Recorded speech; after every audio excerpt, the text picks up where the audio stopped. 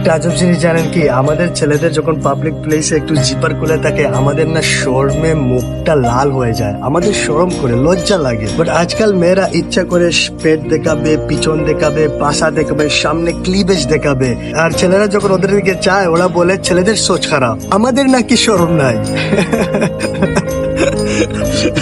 আজব না, আমাদের জিপ একটু জিপ খোলা থাকলে আমাদের শরম করে, আর ওরা ক্লিপেজ দেখায় বলে আমাদের শরম নাই ওদের দিকে তাকালে, আর ওদের নাকি অনেক শরম।